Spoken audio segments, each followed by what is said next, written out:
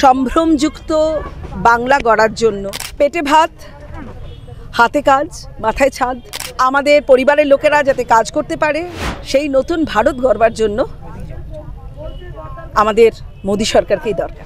মা সবসময় ধর্ষিত হচ্ছে, এখানে মাটি কিভাবে লুণ্ঠিত হচ্ছে, মানুষকে পশুর মতো ব্যবহার করা হচ্ছে। একটাও ভোট দেবেন না, মূর্খ। ইভিএম চালিত করা যায় না। ওনার হাওয়ায় চটি চেটে চেটে কিন্তু ওনার মাথাটা আরো খারাপ করে দেওয়া হয়েছে। ওনার সুস্থতা কামনা করি। বাংলায় বিজেপি কেমন ফল করবে কি মনে হচ্ছে? আপনাদের কি মনে হচ্ছে? সারা পশ্চিমবঙ্গবাসীর কি মনে হচ্ছে? তারা যেটা মনে করছে সেটাই ঠিক।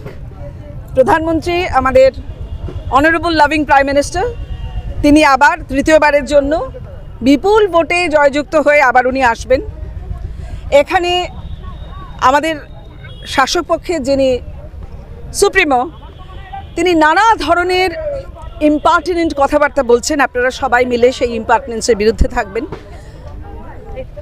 আমাদের ভদ্র সম্ভ্রমযুক্ত বাংলা গড়ার জন্য এবং পেটে ভাত, হাতে কাজ, মাথায় ছাদ, এই সমস্তটা যাতে ঠিকঠাক আসে এবং আমাদের ছেলেপুলেরা যাতে ঠিকমতো পড়াশোনা করতে পারে, আমাদের পরিবারের লোকেরা যাতে কাজ করতে পারে, আমাদের মায়েরা যাতে পূর্ণ সম্ভ্রমের সাথে কাজ করতে পারে এবং থাকতে পারে, সেই নতুন ভারত গড়বার জন্য আমাদের মোদী সরকারকেই দরকার। দিদি, রেখা পাত্র কেমন ফল করবে কি মনে হয়? রেখা পাত্র তো একদম জিতবে, একদম জিতবে। কারণ ওর এগেনস্টে যিনি দাঁড়িয়েছেন এবং তিনি যা জানাচ্ছেন, উনি নাকি মা মাটি মানুষের প্রতিভূ, সেই মা সবসময় ধর্ষিত হচ্ছে, এখানে সবসময় অসম্মানিত হচ্ছেন। মাটি কিভাবে লুণ্ঠিত হচ্ছে, আমি বললাম, আমার কথাগুলো শুনেছ, মাটি যেভাবে ভুলুণ্ঠিত হচ্ছে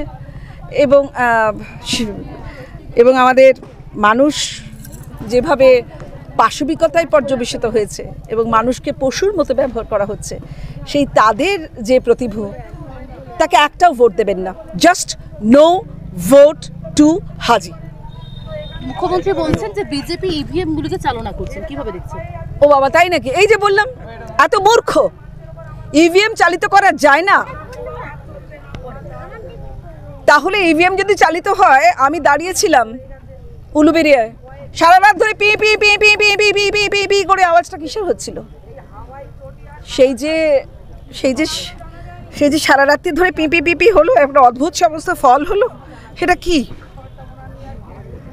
আর মুখ্যমন্ত্রীর হাওয়াই চটি, এত ফকফকে হাওয়াই চটি আমি কখনো দেখিনি। এত চাটছে সবাই মিলে ভুলভালভাবে ওনার হাওয়াই চটি চেটে চেটে কিন্তু ওনার মাথাটা আরও খারাপ করে দেওয়া হয়েছে। ওনার সুস্থতা কামনা করি।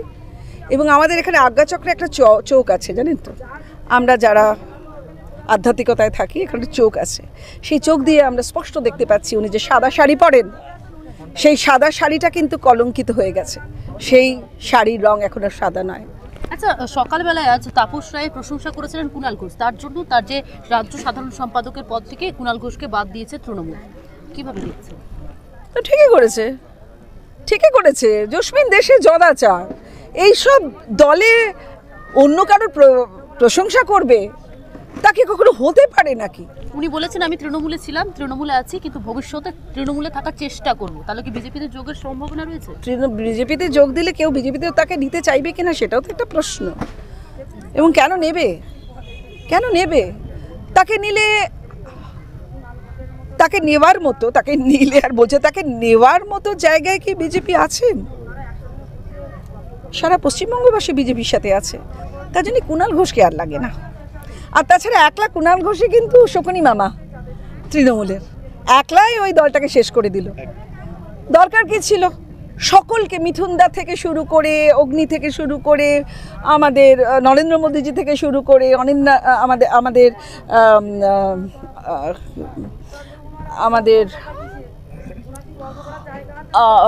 অমিতজি থেকে শুরু করে, আমাদের সবাইকে এত গালাগাল করার দরকার ছিল? তাকে কেউ বলেছিল? সে নিজেই তো বলেছে, আমি তো এত গালাগাল করার আমার এখতিয়ার ছিল না, কিন্তু কেন এত গালাগাল করলাম? এত গালাগাল করে কি হলো? আপনি বহিষ্কৃত হলেন। And you are nowhere. আপনি না এদিকের, না ওদিকের, না ওপরের, না নিচের। আপনি কোথায় দাঁড়াবেন? ত্রিশঙ্কুর মতো আপনি দৌড়াবেন? ত্রিশঙ্কুর মতো ঝুলবেন? দেখুন ঈশ্বর আপনাকে কোথায় নিয়ে যায়।